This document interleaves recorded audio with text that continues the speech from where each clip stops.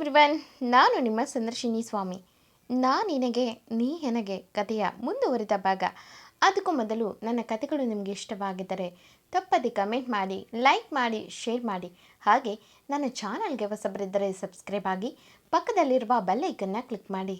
ಇದರಿಂದ ನನ್ನೆಲ್ಲ ಕಥೆಗಳ ನೋಟಿಫಿಕೇಷನ್ ನಿಮಗೆ ಸಿಗುತ್ತೆ. ಸೊ ಬನ್ನಿ, ಕಥೆಯ ಮುಂದುವರಿದ ಭಾಗನ ನೋಡೋಣ. ಎಪಿಸೋಡ್ 92. ಎಂದಿನ ಸಂಚಿಕೆಯಲ್ಲಿ ಗೌತಮಿ ಮನದಲ್ಲೇ ಶೂಳ್ ತೊಗೊಂಡು ಬಾ ಅಂತಾಳೆ. ಅವನು ತೋರಿಸೋ ಆಗಿಲ್ಲ ಅಂತಾನೆ. ಅವನು ಯಾಕೆ ಹೀಗೆ ಹುಡುಗಿಗೆ ಗೊತ್ತಿಲ್ಲದೆ ಮಾಡಿದ್ನೋ. ಇನ್ನು ಸ್ವಲ್ಪ ದಿನ ನಾವೆಷ್ಟೇ ಮುಚ್ಚಿಟ್ರೂ ಅವಳಿಗೆ ವಿಷಯ ಗೊತ್ತಾಗತ್ತೆ. ಆಗ ಇವಳು ಹೇಗೆ ರಿಯಾಕ್ಟ್ ಆಗ್ತಾಳೋ. ಅದಕ್ಕೆ ಅನಿಸುತ್ತೆ ಅಮರ್ ವಿಷಯ ಮುಚ್ಚಿಟ್ಟು ಮದುವೆ ಮಾಡ್ಕೊಳ್ಳೋಕ್ಕೆ ನಿರ್ಧಾರ ಮಾಡಿದ್ದಾನೆ. ಇವಳು ನೋಡಿದ್ರೆ ನಮ್ಮ ಮೇಲೆ ಅನುಮಾನ ಪಡ್ತಿದ್ದಾಳೆ ಎಂದು ಮನದಲ್ಲೇ ಗೊಳಗ್ಕೊಂಡ್ಳು. ಮುಂದೆ ಇಂದು ಅದಕ್ಕೆ ಏನು ಮಾತಾಡೋದು ನೋಡಿ, ಏನತ್ತಿಗೆ ಸೈಲೆಂಟ್ ಆಗಿದ್ದೀರಾ?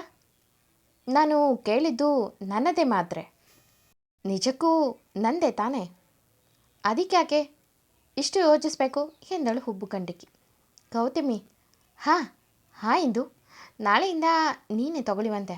ಆದರೆ ಈಗ ತಗೊಳ್ಳಮ್ಮ ಎಂದವಳು. ಇದ್ದರೆ ಇವಳು ಇನ್ನೇನು ಕೇಳ್ತಾಳೋ ಏನವಂತೆ ಅಲ್ಲಿಂದ ಬೇಗ ಹೊರಗೆ ಹೋದವಳು. ಇದೆಂಥ ಹಣೆ ಬರ ಅನ್ನೋದು. ಅವನು ಇವಳು ಮಾಡ್ಕೊಂಡಿರೋ ತಪ್ಪಿಗೆ ನನ್ನೇ ಅನುಮಾನ ಪಡ್ತಾಳೆ ಎಂದು ಮೂತಿ ತಿರುಗಿಸಿ ಹೋಗ್ತಾಳೆ. ಇತ್ತ ಇಂದು ಸ್ವಲ್ಪ ರೆಸ್ಟ್ ತಗೊಳ್ಳೋಕ್ಕೆ ಮಲಗ್ತಾಳೆ. ಅತ್ತ ದೀಪಾಲಿ ಸ್ವಲ್ಪ ಹೊತ್ತು ಕೂತು ಇಂದು ಮತ್ತು ಅಗಸ್ತ್ಯನನ್ನು ಹೇಗೆ ಒಂದು ಮಾಡೋದು ಎಂದು ಯೋಚಿಸಿ ಪ್ಲ್ಯಾನ್ ಏನೋ ಎಕ್ಸಿಕ್ಯೂಟ್ ಮಾಡಿದೋ.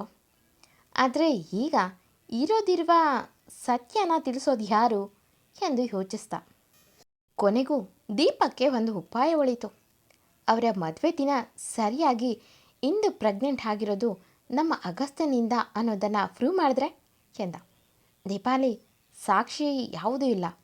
ಆದರೆ ಇದನ್ನು ಅಗಸ್ತ್ಯನಿಗೆ ಬಿಡಿಸಿ ಹೇಳೋಕ್ಕೆ ಅಮ್ಮ ಇಲ್ವಲ್ಲ ಎಂದವಳು. ದೀಪ್, ಹೀಗೆ ಮಾಡಿದ್ರೆ ಎಂದು ಸೀದಾ ತನ್ನ ತಾಯಿ ರೂಮ್ಗೆ ಹೋಗಿ ಅಲ್ಲಿ ತನ್ನ ತಾಯಿ ಹಿಡಿತಿದ್ದ ಬಟ್ಟೆಗಳ ಮಧ್ಯೆ ತಾನು ತನ್ನ ತಾಯಿ ಬರೆದಿದ್ದ ಡೈರಿ ತಗೊಂಡು ಅಮ್ಮಂತರ ಅಗಸ್ತ್ಯನಿಗೆ ಅಮ್ಮನಿಂದ ಒಂದು ಮೆಸೇಜ್ ಬರೆಸಿ ಅವನಿಗೆ ಅದು ಸಿಗೋ ಹಾಗೆ ಮಾಡಿದ್ರೆ ಖಂಡಿತ ಅವನು ಇಂದುನ ಮನೆಗೆ ಕರ್ಕೊಂಡು ಬರ್ತಾನೆ. ಯಾಕಂದರೆ ಈಗ ಅಮ್ಮನನ್ನು ತುಂಬ ಮಿಸ್ ಮಾಡ್ಕೊಳ್ತಿದ್ದಾನೆ ಎಂದಳು. ದೀಪಕ್, ಐಡಿಯಾ ಏನೋ ಚೆನ್ನಾಗಿದೆ, ಆದರೆ ಇದು ತಪ್ಪು ಅಲ್ವಾ? ಎಲ್ಲಿರೋ ಅತ್ತೆ ಮೇಲೆ ಸುಳ್ಳು ಹೇಳ್ಕೊಂಡು ಅವರನ್ನು ಒಂದು ಮಾಡೋದು ಸರಿ ಅನಿಸುತ್ತಾ? ಯಾಕೋ ಇದಕ್ಕೆ ನನ್ನ ಮನಸ್ಸು ಒಪ್ತಿಲ್ಲ ಎಂದ. ದೀಪಾಲಿ, ಇದು ಸುಳ್ಳಲ್ಲ ದೀಪ್. ಅಮ್ಮನಿಗೆ ಇಂದು ಅಂದರೆ ತುಂಬ ಪ್ರೀತಿ ಇತ್ತು. ಇಂದಿಗೂ ಅಷ್ಟೇ ಅವರನ್ನು ಕಂಡ್ರೆ ತುಂಬ ಪ್ರೀತಿ ಇತ್ತು. ಆದರೆ ವಿಧಿ ಏನೇನೋ ಬರೆಯಿತು ಇಬ್ಬರ ಬದುಕಲ್ಲಿ. ಈಗ ಅಮ್ಮ ಇದ್ದಿದ್ರೆ ಏನು ಮಾಡ್ತಿದ್ರೋ ಅದನ್ನೇ ನಾವು ಮಾಡ್ತಿರೋದು. ಅಮ್ಮ ಏನಾದರೂ ಮಾಡಿ ಅವರಿಬ್ಬರನ್ನ ಒಂದು ಮಾಡಿರೋರು. ಯಾವತ್ತೂ ಇಂದನ್ನ ಬಿಟ್ಕೊಡ್ತಿರ್ಲಿಲ್ಲ, ಇದು ಸತ್ಯ. ಈಗ ಅಮ್ಮ ಇಲ್ಲ, ಅವ್ರ ಬದಲು ಅವರ ಹೆಸರು ಬಳಸ್ಕೊಂಡು ಅವರನ್ನು ಸೇರಿಸೋಣ. ಇನ್ನೊಂದು ರೀತಿಯಲ್ಲಿ ಅಮ್ಮನ ಆಶೀರ್ವಾದ ಕೂಡ ಸಿಕ್ಕಂತೆ ಆಗುತ್ತೆ ಎಂದಳು. ದೀಪಕ್ ಸ್ವಲ್ಪ ಯೋಚಿಸಿ, ಓಕೆ, ಆದರೆ ಇದನ್ನು ನೀನೇ ಪ್ಲ್ಯಾನ್ ಮಾಡಬೇಕು, ನಾನು ಹಾಗೆ ಮಾಡೋಕ್ಕಾಗಲ್ಲ ಎಂದ. ದೀಪಾಲಿ, ಯು ಡೋಂಟ್ ವರಿ, ಅಮ್ಮನ ಥರ ಬರೆಯೋವರನ್ನು ನಾನು ಅರೇಂಜ್ ಮಾಡ್ತೀನಿ. ಆದರೆ ಮುಂದೆ ಏನು ಮಾಡಬೇಕು ಅನ್ನೋದನ್ನು ನೀನು ಡಿಸೈಡ್ ಮಾಡು. ಆ್ಯಂಡ್ ಆದಷ್ಟು ಆ ಅಮರ್ ಮುಖದ ನೀರನ್ನು ಇಳಿಸುವಂತೆ ಸಿಚುವೇಶನ್ನ ಕ್ರಿಯೇಟ್ ಮಾಡು. ಅದು ಮದುವೆಗೂ ಮೊದಲೇ ಆಗಿರಬೇಕು. ಅಷ್ಟು ದಿನ ಕಾಯೋದು ಸರಿ ಅನ್ನಿಸ್ತಿಲ್ಲ ಎಂದಳು. ದೀಪಕ್, ಓಕೆ ಎಂದವನು ಅಮರ್ ಸುಳ್ಳುಗಳನ್ನು ಅಗಸ್ತ್ಯನ ಮುಂದೆ ತರುವ ಪ್ಲ್ಯಾನ್ ಮಾಡ್ತಾನೆ.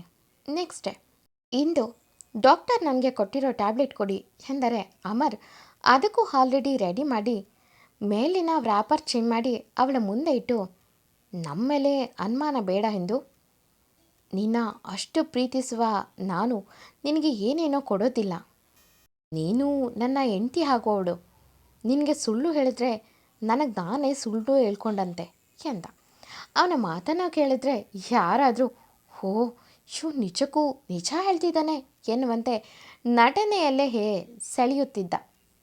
ಅವನ ಮುಖ ನೋಡ್ದ ಇಂದು. ಸರಿ, ಇನ್ನು ಅನುಮಾನ ಪಡಲ್ಲ ಎಂದವಳು ಗೌತಮಿ ಕೊಡುವ ಟ್ಯಾಬ್ಲೆಟ್ ತಗೊಳ್ಳೋಕ್ಕೆ ಒಪ್ಕೊಂಡ್ಳು. ಈತ ದೀಪಾಲಿ ತಾನು ಹೇಳಿದಂತೆ ಬರಹನ ಹೇಳಿದಂತೆ ಬರೆಯುವ ಟ್ಯಾಲೆಂಟ್ ಇರುವ ಹುಡುಗನ ಬಳಿ ತನ್ನ ಅಮ್ಮನ ರೀತಿ ತಾನು ಏನು ಅಂದುಕೊಂಡಿದ್ಲೋ ಹಾಗೆ ಬರ್ಸಿದ್ಲು.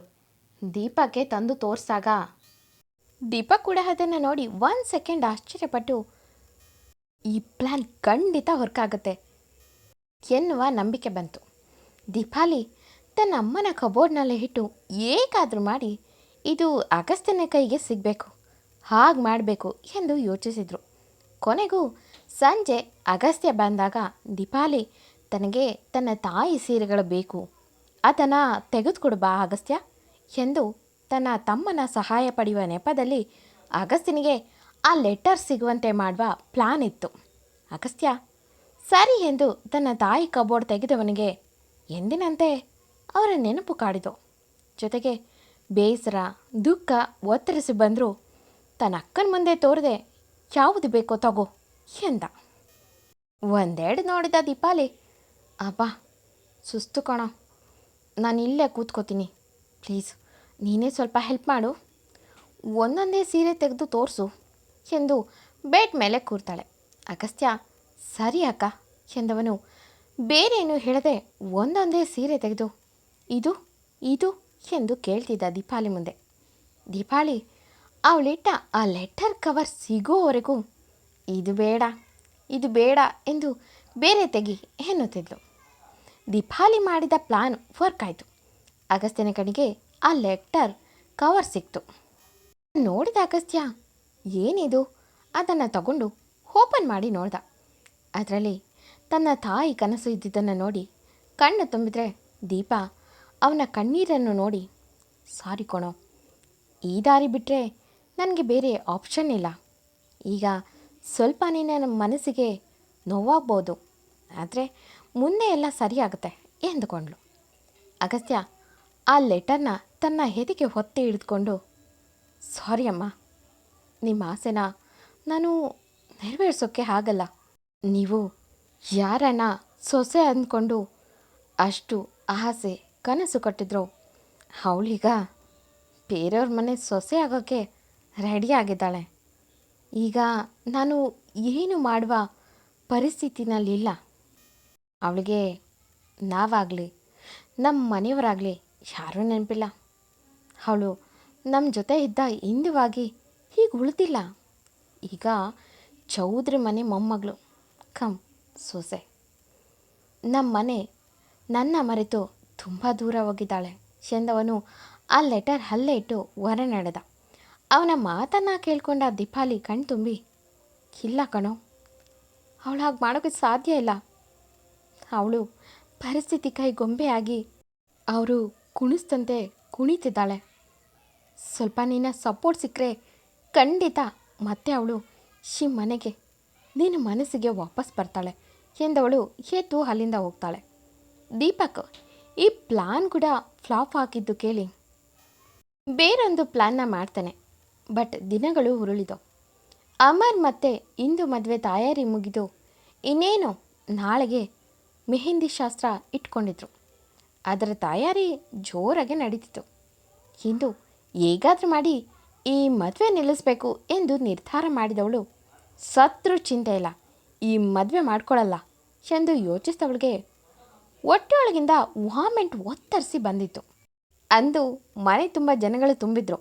ಅಗಸ್ತ್ಯ ಬಿರುಸಾಗಿ ಒಳಗೆ ನುಗ್ಗಿದವನು ತಡೆಯೋಕೆ ಬಂದವರನ್ನು ಬಡಿದು ಉರುಳಿಸಿ, ಚೌಧರಿ ಫ್ಯಾಮಿಲಿ ಬಿಟ್ಟು ಇನ್ನುಳಿದವರೆಲ್ಲ ಹೊರಗೋಗಿ ಎಂದು ಗನ್ ಹಿಡಿದ. ಆ ಮದುವೆಗೆ ಮನೆಗೆ ಬಂದಿದ್ದ ನೆಂಟರು ಹೊರಗೆ ಹೊಡಿದ್ರು. ಅಮರ್ ಅದುವರೆಗೂ ಅಗಸ್ತ್ಯ ಬಂದಾಗಿಂದ ಸಿಕ್ಕವರಿಗೆ ಹೊಡೆಯೋದನ್ನು ನೋಡುತ್ತಿದ್ದವನು ಈಗ ನಿಲ್ಲಿಸೋ ಸಾಕು ನಿನ್ನ ಗುಂಡಾಗಿರಿನ, ನಿನ್ನ ನೋಡಿ ಹೆದ್ರೋಕೆ ಇಲ್ಲಿ ಯಾರೂ ಚಿಕ್ಕ ಮಕ್ಕಳಿಲ್ಲ ಎಂದ ಜೋರಾಗಿ. ಅಷ್ಟೊತ್ತಿಗೆ ಚೌಧರಿ ಮನೆ ಜನ ಬಂದು ಸೇರಿದರು. ಇಂದು ಮಾತ್ರ ರೂಮ್ನಲ್ಲಿ ಸುಸ್ತಲ್ಲಿ ಮಲಗಿದ್ಲು. ಅಗಸ್ತ್ಯ ಎಲ್ಲೋ ನನ್ನ ಹೆಂಡತಿ ಎಂದ. ಅಮರ್ನ ಗುರಾಯಿಸಿ ನೋಡಿದ. ಅಷ್ಟೊತ್ತು ಸುಮ್ಮನಿದ್ದ ದಾಮೋದರ್ ಬಂದು ನೇರವಾಗಿ ಅಗಸ್ತ್ಯನ ಕೊರಳಪಟ್ಟಿಗೆ ಕೈ ಹಾಕಿದ. ಅದನ್ನು ನೋಡಿದ ಅಗಸ್ತ್ಯ ಕೋಪದಲ್ಲಿ ಹುಬ್ಬುಗಂಡಿಗೆ ಅವನನ್ನೇ ನೋಡಿದ್ರೆ, ದಾಮೋದರ್ ಯಾರೋ ನಿನ್ನ ಹೆಂಡ್ತಿ? ಇಲ್ಲಿ ನಿನ್ನ ಹೆಂಡ್ತಿ ಅಂತ ಯಾರೂ ಇಲ್ಲ, ಇಲ್ಲಿಂದ ಸುಮ್ಮನೆ ಹೋಗು, ತೊಂದರೆ ಕೊಡ್ದೆ ಇಲ್ಲ ನಿನ್ನ ಮೈ ಮೂಳೆ ಮುರಿದು ಕಳಿಸ್ತೀನಿ ಎಂದ ಕೋಪ್ತಾಳೆ. ಹಾಗಷ್ಟೇ ದಾವಡೆ ಬಿಗಿದು ದಾಮೋದರ್ ಕೈನ ನುಳ್ಚಿ ತನ್ನ ಕಾಲರ್ ಬಿಡಿಸ್ಕೊಂಡು, ನನ್ನ ಹೆಂಡ್ತಿ ಇಲ್ಲಿರೋದಕ್ಕೆ ಕಣೋ ನಾನು ಇಲ್ಲಿಗೆ ಬಂದಿರೋದು, ಇಲ್ಲ ಅಂದಿದ್ರೆ ಹಂದಿ ನಾಯಿಗಳ ಕೊಂಪೆಗೆ ಯಾವನ್ ಕಾಲಿಡ್ತಿದ್ದ ಎಂದ.